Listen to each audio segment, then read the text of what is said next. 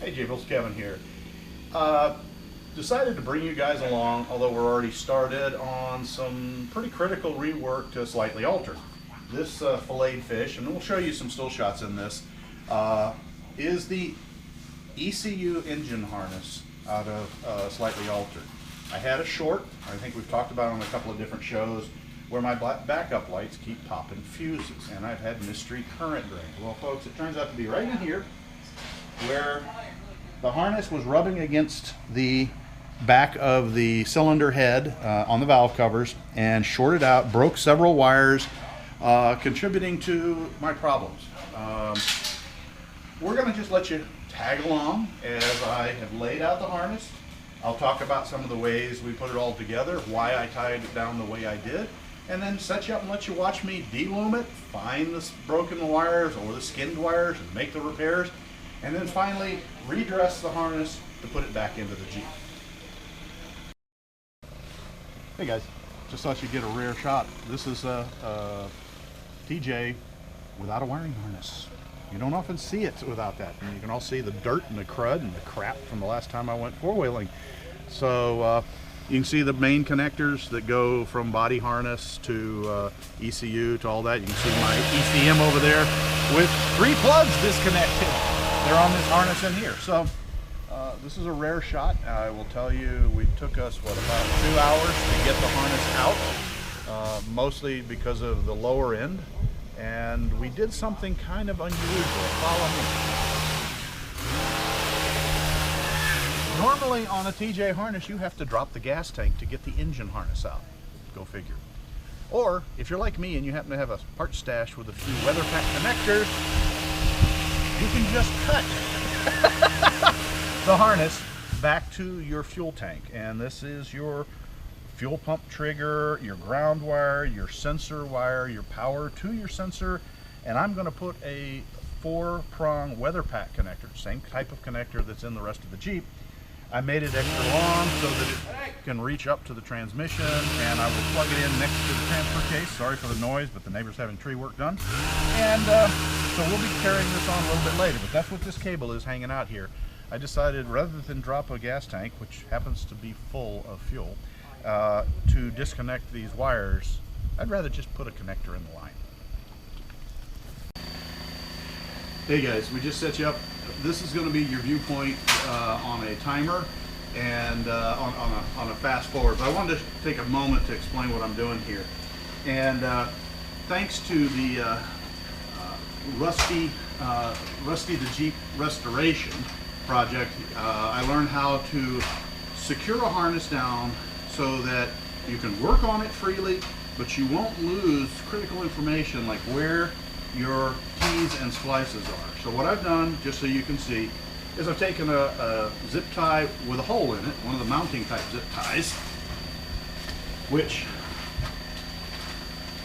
is one of these, and loosely, just literally, just very, very loosely, snapped it around, and then using a small built-in washer screw, they're called Tech screws, usually used to hold lath on for plaster, fasten this down. And if you notice here, that's where my connectors are located, in the middle of those joints. It's not perfect, but it gets you close enough that when you re-loom it, the harness should fit. So from ECU, connectors to other harnesses, that should look familiar, folks. That's the rail on the intake. There's my ignition line with all of my fuel, not ignition, I'm sorry, this is the fuel line. One thing to note here, didn't secure this down because I already re-loomed that. This, believe it or not, is your ignition line, your knock sensor, your alternator connector, and the light. This is your starter lead. And now we get down into the transmission connectors. This is the one side, which is the solenoid side. The other side picks up your sensors for pressure and what they call range select. Come on around to transfer case and speedometer, and this would go, as we talked about, back to my fuel tank. So we're going to put you on fast forward, and we're going to spend the next, hopefully not too many hours, taking things apart, finding the damage. This is where we believe most of the damage to be, because I can still see shards of metal. And we're going to open the loom up, inspect the wires, make any repairs, and close it back up.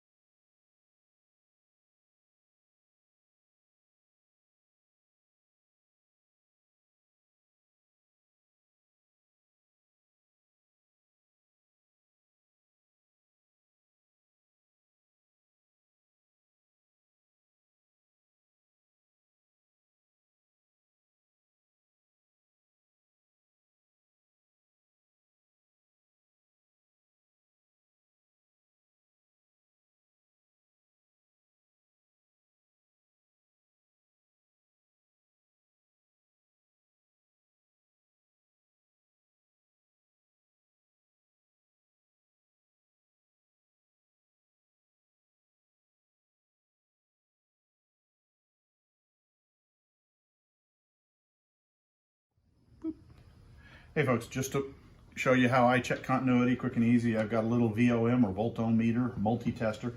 It's set right now to continuity, which is the little thing that makes noise, it says. So I'm gonna actually set it sideways so you can see the screen.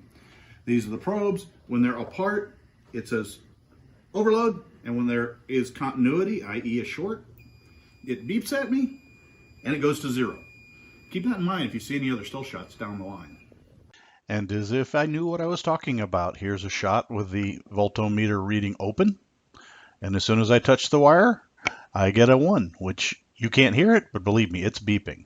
This is what the wire looked like clean. You can see the 2 gouges clearly. And here we are, afterwards, digging through the harness, trying to see if there's any other areas that are tore up or other wires that are damaged.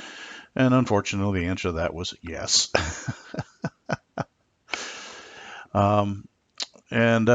What I'm also doing, well, there's the financial department on my side, taking a look at what I'm doing and how much money I'm supposedly saving. As well as Scott taking a few pictures for history as far as what we discovered. Right now I'm running out, grabbing some, believe it or not, mineral spirits to try and get some of the grease off the wires. The heat shrink adhesives weren't going to stick to that much grease, so I'm actually there cleaning the wires off, trying to make them as clean as I can to get not only a good solder joint, but also a good marine grade adhesion to the heat shrink and the fusing. And there goes Scott cleaning up for me, moving things around. I'm in the background running around trying to find all the stuff I'm going to need to make the proper solder repairs.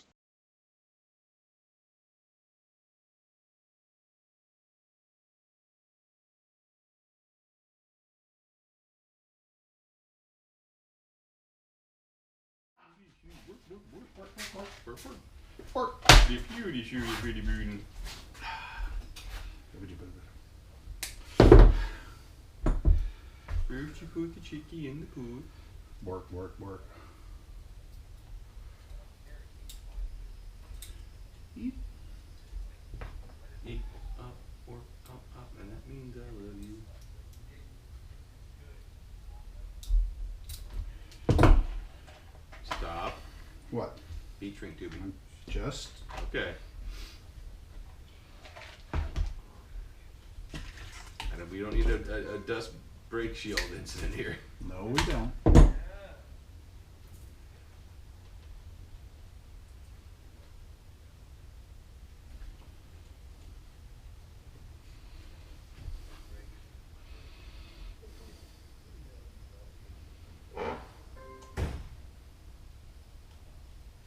God, that's tiny shit. Did you oil and gas this? That is not the right connector size. That's fine. I mean, Yeah. that's what I thought I read was white. Oh no, I remember reading white wasn't it. It's red that was right. Yeah.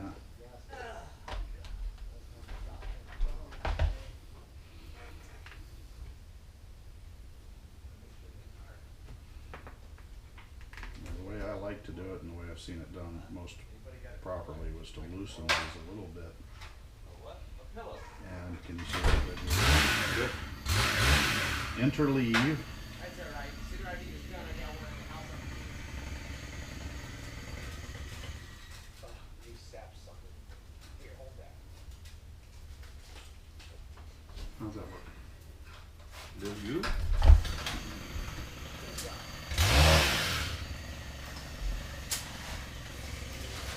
Hey, don't pick me off.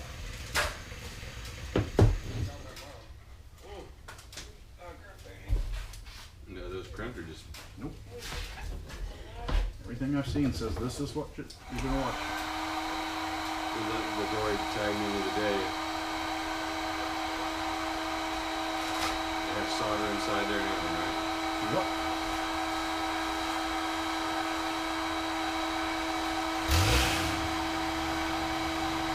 See it? Yep.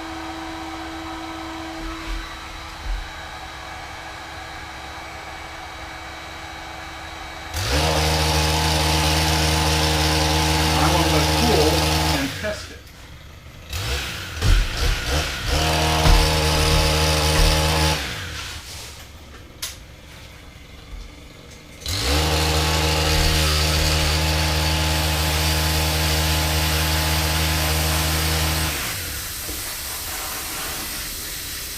Because otherwise when I slide the other one over top.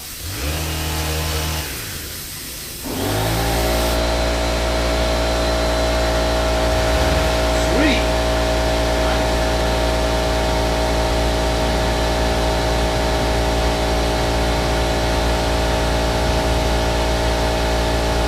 Belt suspended. Actually, the other scrapes right on the loop.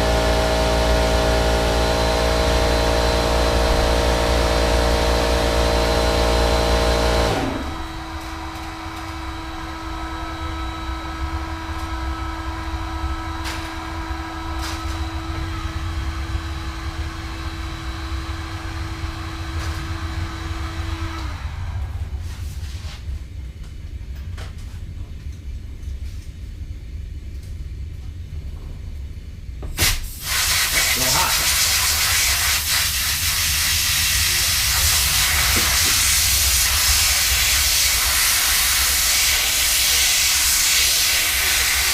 I feel like somewhere in the electronics world, a little church stout staple is dinging because the murder of so many 10 amp fuses has just been hung. Here I'm starting to work on a second damaged wire that we discovered, which was the power line leading to the fuel pump, no less. Apparently it had been repaired sometime in the future by a previous owner of the Jeep or a shop that he had hired. The only complaint I had with it was they ran the repair line external to the sheath under the belly of the Jeep, and so needless to say the wire was pretty abused and beat up. The connection was not a high temperature connection, and it is in the damage area, so it was located right behind the engine head and by the exhaust system, so it had embrittled to the point that as soon as I tried to flex the joint, it shattered to pieces. So I am using, again, like I did previously, one of the low temperature solder systems that's the heat shrink tubing with the 2 rings of adhesive and a lower temperature solder to make a more flexible joint, 1. And 2, what you'll see here is after the initial heating where it joins together, I'm going to put or slide additional heat shrink tubing over top of it to create a secondary protection for it. So I'll have the splice, which has heat shrink. Again, I'll have another heat shrink over top that's a higher temperature heat shrink. And then that will be put inside a bundle with a pre-wrap and then a final wire looming on top. So hopefully it will survive. And probably most importantly, I'm going to route the wire where it was supposed to be routed, which is away from the head and down the outside of the transmission filler and dipstick tube. And what you see me here doing is digging through the loom one wire at a time, checking each and every wire, cleaning them off and making sure to see if they're broken or not. And fortunately, we did not find any further damage other than that. And here I am doing a pre-wrap over the area just to secure the wire bundle back together.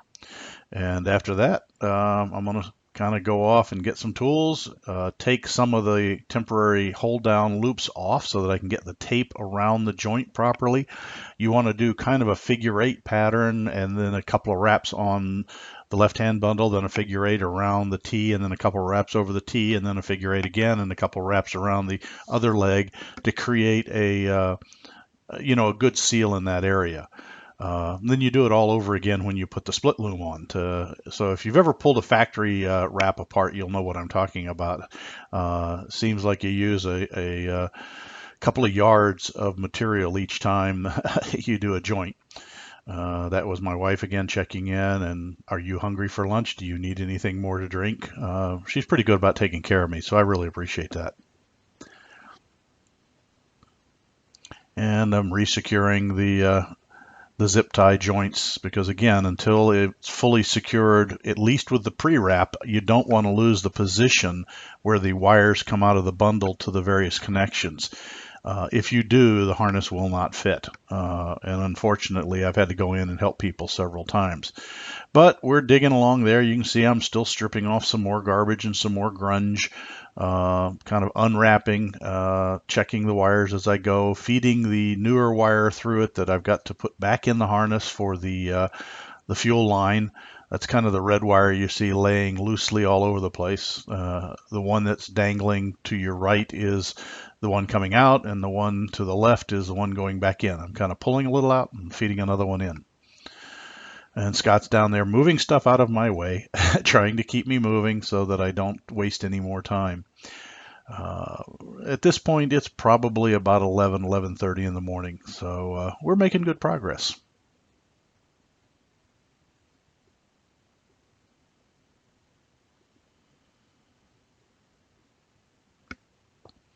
I will note that the biggest difficulty is not the old pieces of split loom. They're so thermal degraded and embrittled that they're breaking and falling off. But undoing those joints where the wrap is creating a T was tedious at best. Using a razor blade very, very carefully, a razor knife blade, and then peeling it back in sections until I got down to wraps that would actually unwrap. It took quite a bit of effort, but you have to take care not to damage the wire in the process. I wish I had the blades. You can buy them at your basic big box construction store that are sold for carpet knives and roofer's knives, both of them. It looks like a razor knife blade, but the end of it's actually hooked in and it's sharpened on the inside of the hook, and it's a real good way to get in there and put the tip under the tape and slice upwards and outwards. Instead, I didn't have one, so I was using what I had and very carefully holding it sharp side up and using it to pop upwards away from the wires but through the various layers. Some of the joints that were in this factory harness were probably 10 or 12 tape layers thick. There you see a good shot of the pre-loom that I'm wrapping, or under loom. It's very widely spaced, just candy stripe style, and the purpose is just to hold the bundles together. And now you can see me over there. I just trimmed off the end where we're going to connect up the fuel pump wires, 2 of those, and 2 of them to the fuel gauge.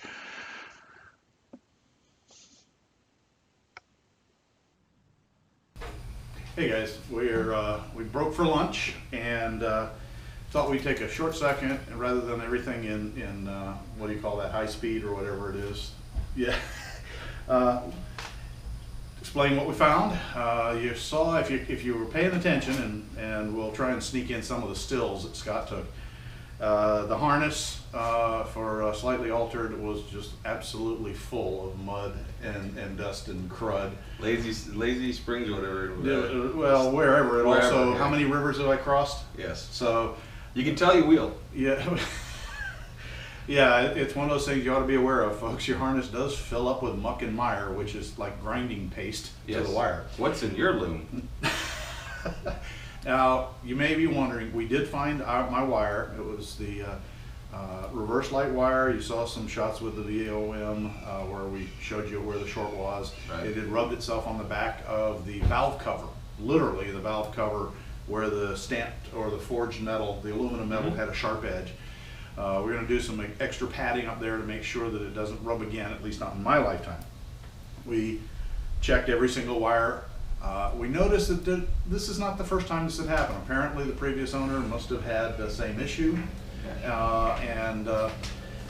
So we did a replacement of his repair. We took out the dead red wire that, believe it or not, is the feed for the fuel pump. Yeah. And the reason we replaced it was not the wire, but the splice itself was brittle to the point it just crumbled.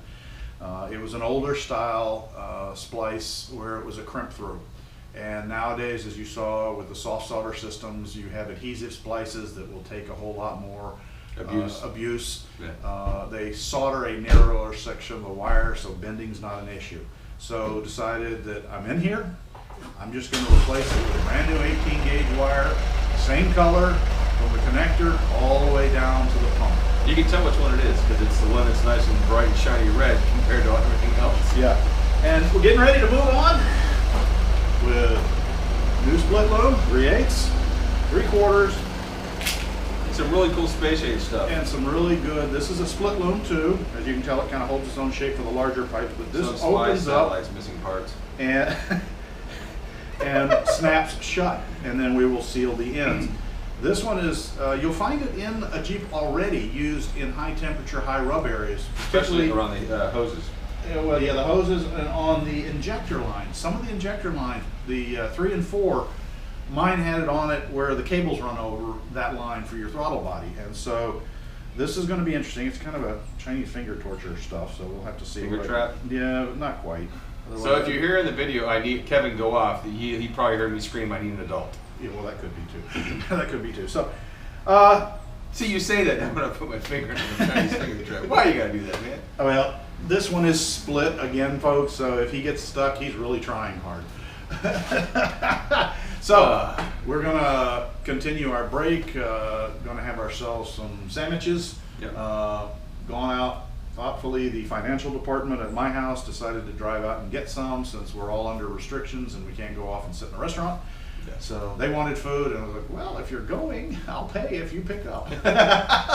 One of the things that we did notice again, now with everything, a lot of people panic with the idea of wiring because there's a lot of mysticism and questions of like, how do you do this? And literally, Kevin, the idea that he had of nailing this stuff down, screwing it down like this, actually helps immensely because you also get resistance when you're trying to pull stuff apart. You have something to work against, and it holds the wire safely. Most important though is by putting rings around each of the divisions, you don't lose the shape of the loom. Yeah. And that's why I threw it on a board, and you just kind of stretch it out. Don't force it anyway, just let it go where it wants to go and then tie it down. And I wish I could say this was my idea, but it's not. I saw it, I believe his name is Mike from Rusty's Jeep or something like that? Yeah, he's doing a long rebuild on a CJ7. He's basically tearing it all the way down. He's going to end up doing an LS swap. He's got a great video library. And when we wrap this up, we'll make sure in the comments and put a link to his series. Yeah. He's been working on it with his sons, making it a family project, and they've just been plinking along, rebuilding an engine, doing body work, doing a little bit of paint work, doing a little more body work. And right now he's in that long phase of body work. Yeah. Because if you have an older Jeep, even a younger one, you start fixing what looks like a small rust hole. And pretty soon you've just rebuilt the whole, yeah. And that's where he's going right now. So anyhow, we're going to get back to this as quickly as we can. Again, I'm trying to make this harness overhaul a one-day project. Yep. It's about noon. We started about, I started about 7:30 this morning myself. You got here around 9:30? 8-ish? Yeah. I didn't look at my watch. I was under the Jeep. I don't wear a watch. So and we will continue. The major surgery as far as repair to wires is done. We've traced out the circuits. I have to now finish the looming. Everything that's old and broken and corroded is being ripped out and replaced, which is a lot of putting plastic sheathing on and wrapping it with tape. And the stuff's important. It is. Because that sheathing, that looming, all that stuff was brittle, beat up, nasty. Think about it, that wasn't there, that's your wiring. Yeah, and so, then the sub wrap, which is, if you're watching the video, the very thin Yeah, plastic you wanna that talk seems to, about when that. I was pulling the sub wrap off, that's what the factory uses when they're grouping the wires together before Right. they put the loom on. That has embrittled to the point that it's just flaking like an old photograph in a peel and stick album. Yeah. Yeah. Coming to pieces. And so I'm replacing it with a different type of pre-wrap that you've seen me use. And it kind of looks like electrical tape, but I don't know if you can see it, folks, it's fuzzy. And it does have adhesive, but it's also got a mesh in it. It's very strong, and the fuzziness is part of the abrasion resistance. So I am re-wrapping the pre-wrap, as well as then we're going to throw the wire loom on, and you get to see that in the rest of this time lapse. That's the word I was looking for. Time lapse. Well, not only that, you talk about the pre-wrap also, because again, you see that split loom. The split loom protects the outside and all that, but also it has convoluted edge. You talked about old schoolers would use the pre-wrap to protect the wires from the loom. From the loom itself, because Yeah. you know it's going to be rubbing on the loom. Yeah. Which does eventually wear through things. You know, most people get rid of their vehicles. We tend to keep our Jeeps around long. Look at everybody doing wheelies. You know, that had 3 wires, so they were easy. You know, Or hey, give me another 5 feet of wire. Or you've got that great deal on a TJ that, you know, it had some high mileage, need a little bit of TLC. Yep. You know, even JK now are getting up there in mileage, and all of Dory's loom on her JK was all busted, and I'm like, I'm gonna have to do this one day, and that's why we don't have it anymore. Now, I will tell you one trick to look for. If you're doing this and you're picking out loom, most of the time, don't buy the stuff at Lowe's or Home Depot. And I'm not picking on Home Depot or Lowe's, it's just they carry standard temperature loom. Right. Automotive looms are higher temperature, and they're discernible. I don't know if it shows up in the camera, but there's a gray stripe. And there's a gray stripe on this one. Now, there isn't one on the mesh loom, but I ordered it and got it certified as a high temperature. Okay. The gray stripe indicates that you're up in the, I believe it is 400+ degree range. Which is about the underhood temperature of a vehicle. Right, and this is what you should use. Everywhere that I use this loom in the old harness, when I did my localized repairs on small pieces, it's been fine, and it hasn't lost its flexibility and crumble, whereas the cheaper stuff does. So we're already getting crumbling from the factory stuff from Jeep, so sticking with the high temp is just a cheap and good upgrade. You can get it online. Amazon carries it, Dell City carries it. Most of the electrical supply houses can get this stuff, and it's cheaper in the really big boxes on the really big spools. So if you have a Jeep club or people that get together, you can probably order a 250-foot spool and save a lot of money and then share it. And we'll get into more of it. You'll see some of the little special tools I bought for helping you open it, so that I don't tear my fingers up trying to open and get I'll the get wire the in. old screwdriver thing in there and Anyway, we're going to go have lunch. Thanks. yeah, bye.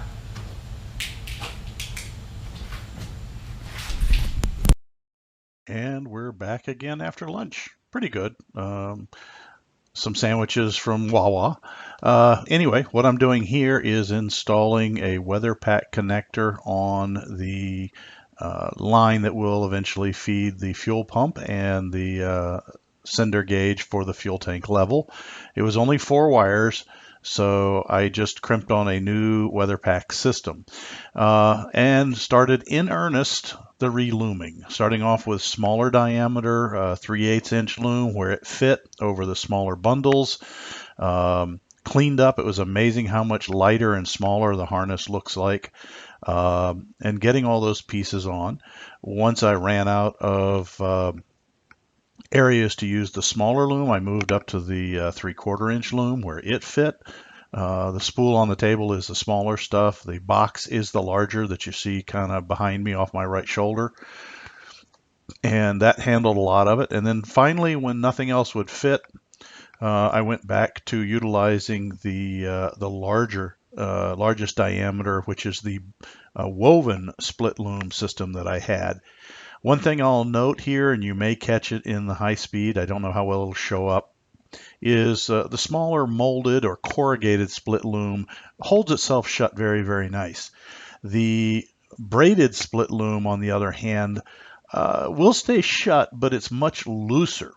And I felt it better just to go ahead and use a small light duty zip tie at each end and occasionally in the middle of that harness. And you can kind of see it in the shot in front of you in that big long leg that is kind of running up in the middle of the table. And you can see the little black dots showing the zip ties. They're really not necessary, but again, hey, it's my Jeep. I might as well do a little overkill if I can. You'll also notice we unscrewed and unhooked a lot of the fasteners on the table, because now with the loom on the table, pre-loomed, it's stable. So, and there went my wife out to get us something. Bless her. Anyhow, we are proceeding now with putting on loom and then taping up joints, and putting on more loom and taping up more joints. And after that, we're going to tape up some more joints. And you'll only sit through about another 5 or 6 seconds of this before I take pity and cut away, because it was driving me crazy. In fact, the looming and taping took longer than diagnosing the harness and cutting it apart. And again, that's because I wanted to do it correctly and as securely as possible. One key note I'll close with is I'm not using regular vinyl electrical tape. It is not very stable under the gas and oil and heat of an engine. I am actually using an automotive grade wire loom tape that can be gotten from the Big A or any number of automotive supply shops for doing the outer wraps.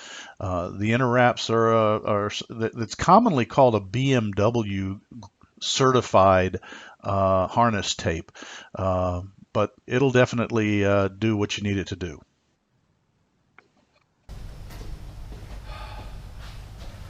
We done. Well, Jeep peeps, we did it. One day, Yes. pull a Jeep TJ Automatics, a late year, an 05, entire engine harness, transmission harness, transfer case, and feeds to the fuel pump out. So I'm on the bench,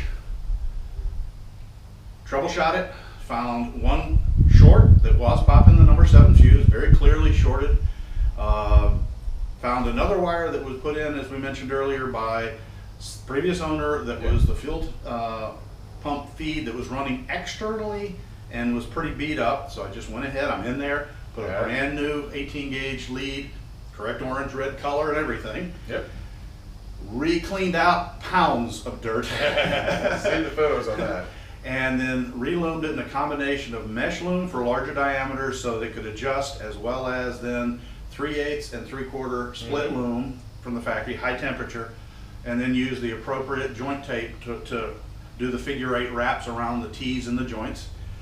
Did forget one joint, which was kind of funny, and I'm laying under the Jeep going, crap, I've got to retape a joint under the Jeep. Yep. And then forgot one thing of small importance. Remember how I said that I was going to trim the lead to the gas tank and put a weather pack in it? I got so excited. We got the harness in and everything fit. Turned the key on and the Jeep went BROOM! And then looked over my shoulder and Scott's laughing, going, That's supposed to be hanging like that? And it was the wires leading to the tank. Leading to the tank. I had forgot to put the end of the weather pack on that end and plug it in. So as soon as we did it, made sure it matched up. And as Scott said, hey, you know, it might make the Jeep, you know, kind of a quickie dirt, no theft. Exactly. Well, you know, other than that, you know, no check engine lights, things ran good. I'm hot, tired. Ditto. He's needs his hands washed. I'm giving up. No. We're gonna go take a quick spin and slightly altered and go have a nice little test drive. Maybe go grab a fresh cold soda. On that note, I think we're done here. I do. If Thanks. you guys like these videos, let us know. Oh yeah. Well, I got to show off a little bit. Okay, yeah. Yeah. You know. For those of you who wanted to see under the hood, it's slightly altered. It's just slightly altered. You see a lot of the old loom is still back here, but the new loom is hidden. It's across feeding from the ECM, and you look way back in the corner behind the Transmission dipstick, you'll see the new loom going down and heading south. Everything up here has been taken off, overhauled. Everything up front has been taken off and overhauled. So she should be good for another 140 thou. Yes, she should. All right, folks. See you later. She should by the seashore, seashores. Bye. Ah.